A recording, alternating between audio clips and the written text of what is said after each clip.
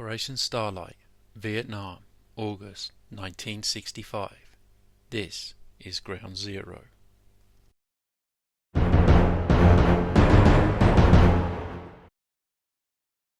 Operation Starlite, also known as Operation Satellite, was conducted between the 18th and the 24th of August 1965. It was the first major offensive operation carried out entirely by the United States Combat Forces against the People's Army of Vietnam, commonly known as the North Vietnamese Army.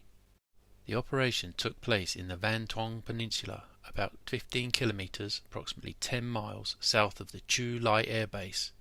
Its objective was to destroy the 1st Viet Cong Regiment, which was believed to be preparing an attack on the newly established U.S. Marine base at Chu Lai. The operation was commanded by Major General Lewis W. Walt, commander of the Marine Amphibious Force, while the assault itself was directed by Brigadier General Oscar F. Petros, commander of the 4th Marine Regiment. Intelligence from South Vietnamese sources and aerial reconnaissance indicated that the 1st Viet Cong Regiment, numbering approximately 1,500 to 2,000 troops, had established fortified positions in villages, tree lines and defensive bunkers across the peninsula. The principal American force consisted of about 5,500 Marines from the 3rd Marine Division. Major units included the 4th Marine Regiment with 3rd Battalion, 3rd Marines, 3rd Battalion, 7th Marines, 2nd Battalion, 4th Marines, and supporting elements of the 1st Battalion, 4th Marines. They were supported by tanks from the 3rd Tank Battalion, artillery from the 12th Marines, engineer units, helicopters from the Marine Aviation Squadrons, and naval gunfire from ships of the United States 7th Fleet operating offshore. Operation Starlite introduced a tactic that would become common during the Vietnam War, the vertical envelopment. Instead of advancing solely overland, Marine helicopters landed infantry behind enemy positions, while amphibious landing craft carried other Marine units ashore from the South China Sea.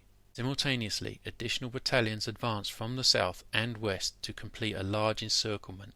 The goal was to trap the Viet Cong Regiment before it could withdraw into the surrounding countryside. The assault began before dawn on the 18th of August 1965. Amphibious forces landed on the beaches while helicopters inserted Marines into designated landing zones inland. Initial landings achieved tactical surprise, but many Viet Cong units remained concealed in elaborate defensive systems. The Marines soon encountered heavy resistance from well-camouflaged bunkers connected by trenches, allowing defenders to withstand artillery bombardment and airstrikes before engaging the attackers at close range. The Viet Cong troops used overlapping fields of fire, hidden machine gun positions, and sniper teams. Rather than attempting large-scale attacks in the open, they relied on small unit tactics, exploiting thick vegetation and prepared fortifications to slow the Marine advance. American infantry often had to destroy bunkers individually using grenades, flamethrowers, demolition charges, and close-range rifle fire. Throughout the operation, U.S. forces made extensive use of combined arms tactics. Marine artillery batteries fired continuous support missions, while naval guns bombarded suspected enemy strongpoints from offshore.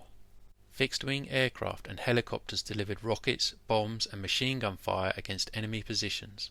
Tanks proved especially valuable in reducing fortified bunkers, although difficult terrain and dense vegetation limited their mobility in some areas. The Viet Cong attempted to avoid complete encirclement by launching local counterattacks and infiltrating through gaps in the Marine lines, particularly at night. Their discipline and effective use of camouflage enabled many small groups to escape despite the American cordon. Nevertheless, sustained pressure from Marine infantry and supporting firepower gradually overwhelmed the main defensive positions. By the 24th of August, organised resistance had largely ended. US Marines had secured the peninsula, destroyed numerous bunker complexes, captured large quantities of weapons, ammunition, communications equipment and supplies, and disrupted the combat capability of the 1st Viet Cong Regiment. Although the regiment was not completely annihilated, it suffered severe losses that prevented it from carrying out its planned attack against Chu Lai. American casualties during Operation Starlite totaled 45 Marines killed and about 203 wounded. Viet Cong losses are more difficult to determine precisely. US after-action reports estimated approximately 614 Viet Cong killed, with 9 prisoners captured and significant quantities of equipment seized. Modern historians generally agree that the Viet Cong suffered heavy casualties, although some suggest the actual number of dead may have been lower than official US estimates, a common issue in the Vietnam War body count reporting. Operation Starlite was regarded as a significant tactical victory for the United States.